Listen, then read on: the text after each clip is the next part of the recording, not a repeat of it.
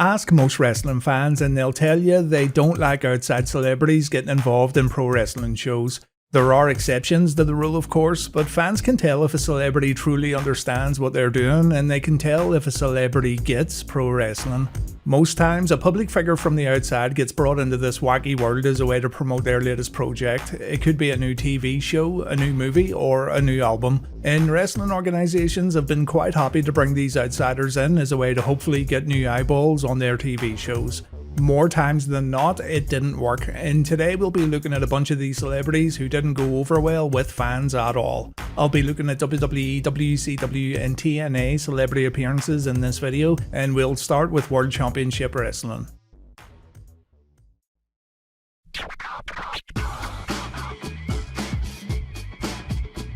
Jay Leno may have been a very popular talk show host, but take one look at this guy and, well, he doesn't exactly scream pro wrestler, does he? WCW bringing in Dennis Rodman turned out to be a great move when Rodzilla's appearances equaled big pay-per-view numbers, so Bischoff, in his infinite wisdom, thought wrestling fans would be a-okay with Leno coming to Road Wild in 1998 and actually competing in a match. This was all done for the sake of cross-promotion. Bischoff was keen to get WCW mentioned on The Tonight Show, and you know, there's absolutely nothing wrong with that, and it's actually pretty smart. But why on earth they agreed to put Leno in a wrestling ring at the Sturgis Motorcycle Rally, and in the main event no less, is beyond me. Leno teamed up with Diamond Dallas Page to face Hulk Hogan and Eric Bischoff. Bischoff was no wizard in the ring either, to be fair, but yeah, this wasn't good. You can try to write it off all you want and talk about how popular Jay Leno was, but all I care about, honestly, is what happens in the ring. It was actually mission accomplished when it came to the buy rate. 235 estimated homes bought Road Wild 98, which was up 60,000 from the previous year's Bash at the Beach, and Fall Brawl the following month only did 130,000 buys in total. So yeah, I should probably shut up. But then again, short-term gains like this don't help WCW's legacy at all when looking back at shows just like Road Wild 98.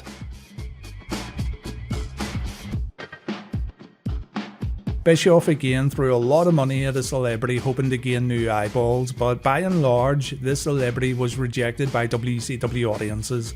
Master P and his No Limit Soldiers came to World Championship Wrestling as a way to mix hip-hop culture with good old pro wrestling, and Master P's group were supposed to be the good guys. When they went after Curt Hennig and Curt tried to present him with a peace offering, the fans ended up viewing the No Limit Soldiers as, well, as a bunch of assholes, and they instead began cheering for Hennig and his group of West Texas rednecks.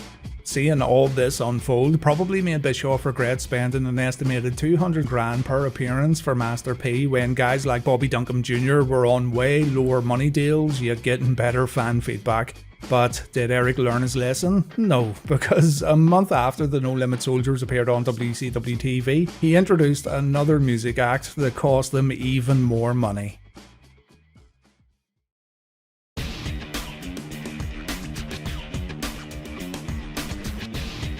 Kiss were brought into World Championship Wrestling on a ridiculous deal. It was reported to be $500,000, though Bischoff said it was $250,000 in his book while ripping in the dirt sheets for reporting incorrect information.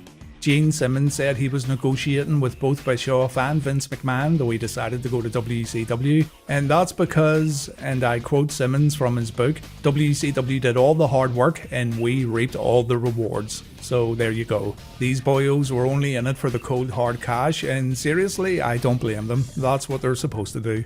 Bischoff, however, also agreed to showcase a character inspired by the Kiss band, and he also agreed that this Kiss-inspired character would get a main event match at a future pay-per-view. Bryan Adams wore the Kiss gear and he became the Kiss Demon for one night before deciding, yeah, this isn't for me, Chief. So Dale Torborg would become the Kiss Demon, and his main event match was a 3.5 minute bout against the Wall at Super Bowl 2000. WCW just put the match in the middle of the card and billed it as a special main event match as a way to keep their end of the deal. So yeah, a complete cluster.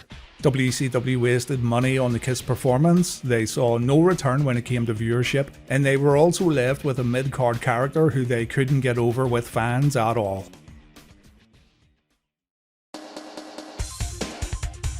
Let's move on to the WWE. You all thought I was going to mention David Arquette, didn't you? I've got nothing against Dirty Dave, and I think he more than earned his stripes long after the WCW debacle. It would have been too easy to include Arquette for sure, but if you want to learn about his time in WCW, check out my episode of WCW Blunder all about David's title win.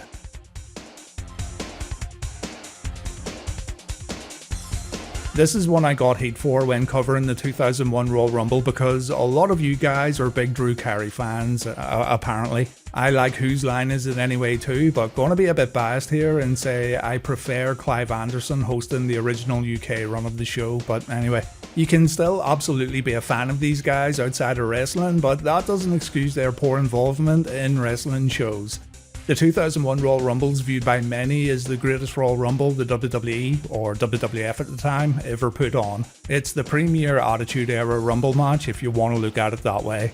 Kane's dominating run inside the Rumble match, the hardcore section of the Rumble, guys like The Rock, Undertaker, Big Show and eventual winner Steve Austin being included. It is a fantastic Rumble match for sure. Drew Carey arrived to New Orleans that night to promote his upcoming comedy pay-per-view, and if there's anyone who knows a thing or two about promoting pay-per-views, it's Vince McMahon. McMahon would be happy to bestow his knowledge upon Drew if he competed in the Rumble, and thanks to the chairman's mistress, Drew was easily swayed into getting into the ring when he entered at number 5. In at number 6 was Kane. Drew shit a brick and he eliminated himself. And instead of showing genuine fear for his own safety, he smiled and laughed all the way back up the ramp while also taking up a spot in, again, what many people consider to be the best Royal Rumble ever. To be fair, it's not the worst thing WWE ever did as far as celebrity cameos go, and it was short and relatively painless. But for this incredible piece of work at the Rumble, Drew found himself getting inducted into the WWE's Hall of Fame celebrity wing, proving that all you need's a little name value to be considered a Hall of Famer.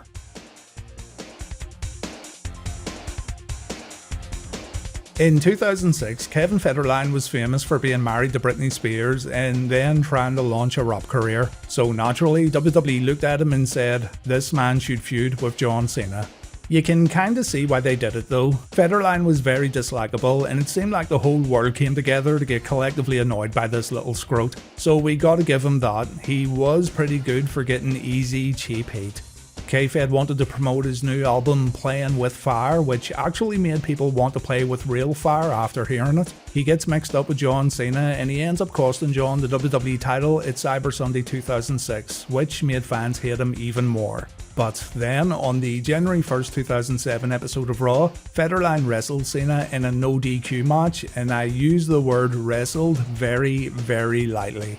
K-Fed would end up winning thanks to interference from Johnny Nitro and Umaga. The great leader of the C Nation was actually pinned by that annoying kid that everyone had in their school. And I'd hazard a guess by saying even John Cena's biggest haters thought this outcome was pretty dumb.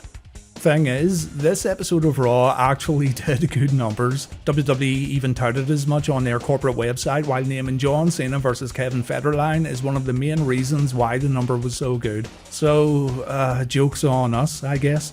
Did this make people rush out to buy K-Fed's new album? No, because people tend to like having full use of their ears, and listening to Playing With Fire is a great way to go immediately deaf after just listening to the opening track. So K-Fed faded into obscurity while the WWE continued to grow. Thank you for your contributions, Mr. Britney Spears.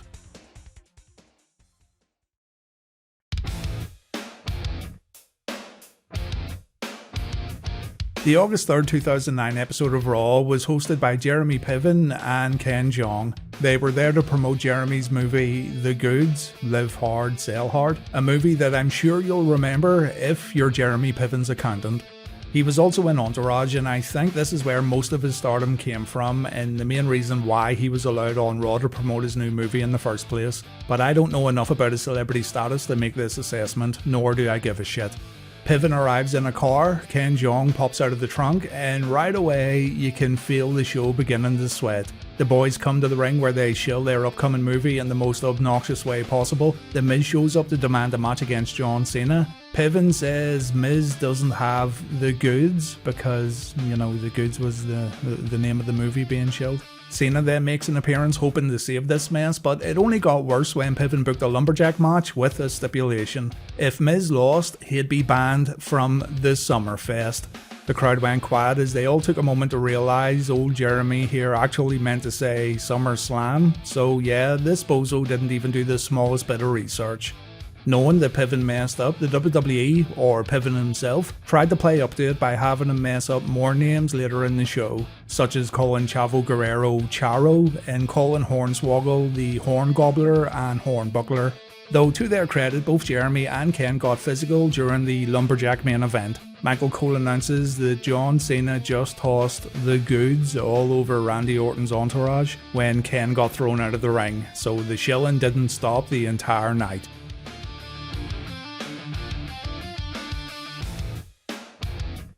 There are many people you can imagine guest hosting Monday Night Raw. Athletes, action stars, reality TV stars, comedians, musicians, former wrestlers, the choices are endless.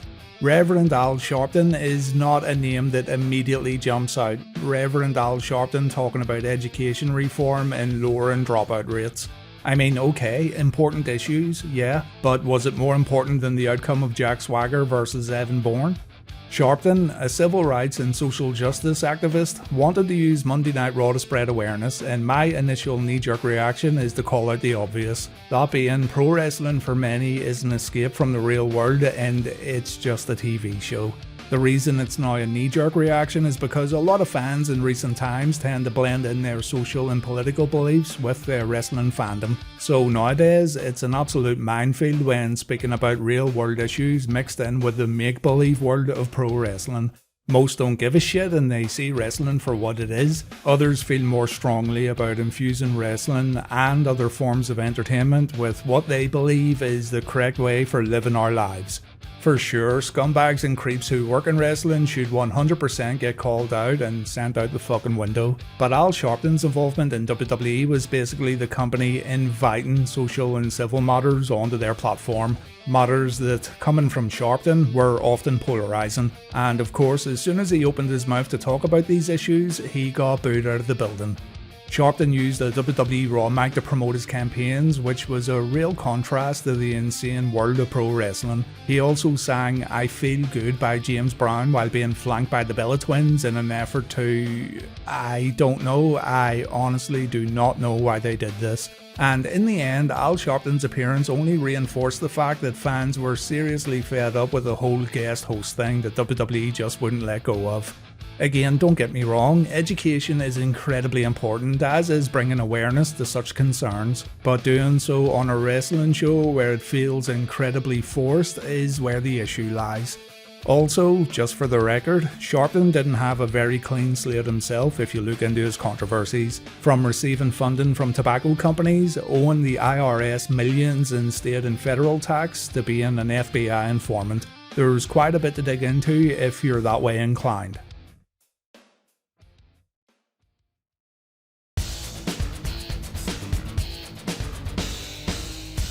LeVar Ball brought his kids Lonzo and LaMelo to Raw, and look, I know how heated you guys get when my lack of American sports knowledge comes through in these videos, so don't get your knickers in a twist when I admit to having no clue who these guys were when they appeared on Raw. You guys would be scratching your heads if it were an English Premier League footballer showing up on Raw, not named Vinnie Jones or David Beckham. From what I gather though, the Ball family were quite relevant back when this all went down, and folks were actually surprised that the WWE were quick to bring them in rather than waiting 3 years later when they became irrelevant. Anyway, LeVar and his balling kids were part of an opening Miz TV segment, and to be fair, LeVar understood the assignment. Kinda. He talked a lot of utter bollocks, no doubt about it, and at times you could see him crack Miz up a little with his rather incoherent tough guy talk. But it was young LaMelo who stole the show when he said the N-word twice when Dean Ambrose appeared at the entranceway. His comments weren't directed at Dean, rather he was hoping Dean, or maybe his dad, and I quote, would beat that N-word's ass. And you could only imagine the panic this caused backstage when LaMelo uttered those words on live TV. Or maybe not, seeing as Vince McMahon uttered those words on live TV too. Dean Ambrose thought it was quite amusing though, judging by his reaction, so yeah, in the end it turns out to be quite funny. The whole Miz TV segment was so chaotic that it actually became amusing. It's your classic pro wrestling train wreck right here, folks. LeVar Ball himself seems to be quite a polarising figure, and judging by what wrestling fans have said during and after this segment aired, the WWE maybe didn't know what they were getting themselves into by having the Ball family appear on Raw. We could discuss bad WWE celebrity appearances forever. It could be its own series, and we can find many more examples if we really wanted to. But let's shift focus on to TNA, a company that didn't have the same kind of budgets as WWE or WCW, but they still tried to bring in some celebrities to get new eyeballs on their shows.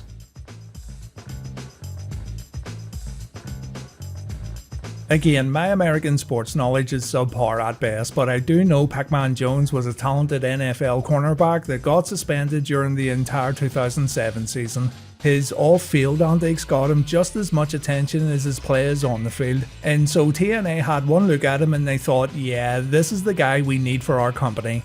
It's not the worst idea on paper. There's sound logic in bringing in controversial figures that other media outlets are going to talk about, but the problem here is that Jones was still under contract at the Tennessee Titans, and the Titans didn't want a suspended player going onto a wrestling show to take bumps.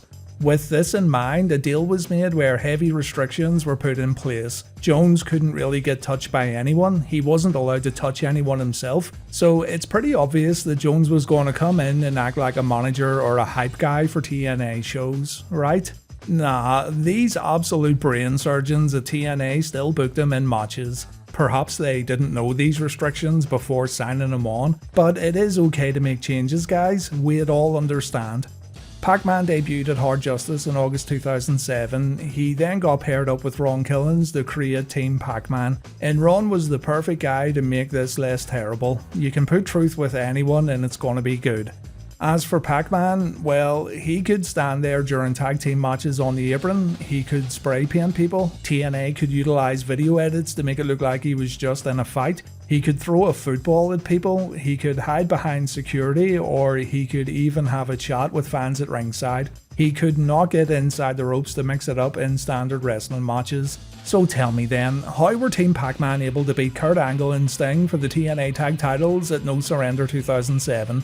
He sure could pin people, he just wasn't allowed to get hurt in any way at all. Probably the best "that doesn't work for me brother" deal in the history of wrestling. Team Pac-Man also defeated Team 3D via DQ, they defeated Triple X a week later, all while Mr. Jones avoided contact in every match. Consequences Creed would step into Pac-Man's place at Bound for Glory when utilising the Freebird rule, and Team Pac-Man would lose their tag team belts to AJ Styles and Tyson Tomko. All in all, it was pretty bad. Wrestling fans are very good at sniffing out shortcuts, and they knew all too well that something wasn't right.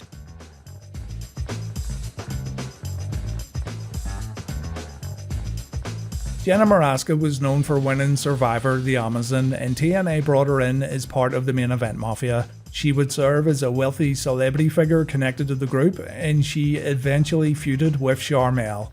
Now, Sharmell had been around wrestling for a long time. She worked in WCW, WWE, and at this point she was working in TNA. She was a very good valet for sure, and she had a lot to offer during her run as Queen Sharmell alongside King Booker. But those who watched her wrestle in WCW knew all too well she wasn't good. She wasn't good at all. Why then did TNA book her against Jenna Morasca is one of wrestling's greatest mysteries, because celebrities, quite simply, need a well-versed and well-experienced performer to get them through matches. Jenna was not trained, Sharmell evidently had minimal training, and TNA went ahead and gave these girls 6 minutes at Victory Road 2009. It's good for a laugh in all fairness. There's something oddly entertaining about watching two people pretend that they know what they're doing, so it's actually still worth watching just for the sake of it. Like, you can see every spot was rehearsed beforehand, yet they still managed to make it all look absolutely terrible. TNA had one of the best women's divisions in North America at that time. They had women who could work, women who could talk, women who were a real alternative to the divas over on WWE. But Jenna Morasca vs Sharmell at Victory Road stands tall as one of the roughest moments in Knockouts history. Maybe the worst part of all this is the fact that it was all avoidable, seeing as absolutely no one wanted this match.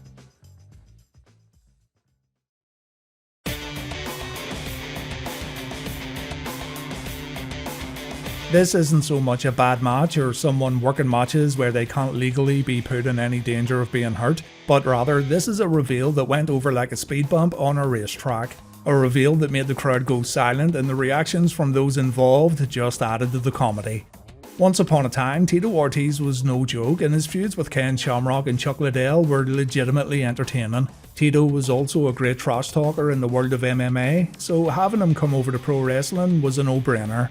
In 2013, TNA and Bellator were both on Spike, and the idea was to create crossover promotion between MMA and wrestling. Rampage Jackson had already come into TNA earlier that year, and so TNA started teasing a warning happening on August 1st. Wrestling fans love a good old mystery reveal. The only problem is, wrestling fans also love being disappointed by mystery reveals because they've had decades of practice. And so on August 1st, the mystery man got revealed, and that mystery man was Tito Ortiz. The reaction was painfully quiet, and time almost stood still while Tito stood on the ramp trying to look all mean. The main event mafia and Aces and Eights stood around trying to act all surprised, but this just added to the awkwardness of it all, with Ken Anderson's reaction being remarkably funny. It's odd because Tito Ortiz is a legit name in MMA and he had legit credibility in the world of combat sports, but the problem here was maybe the audience. TNA fans weren't rejecting the idea that Tito wasn't a good fighter, but rather they were maybe underwhelmed after the whole August 1st warning video campaign.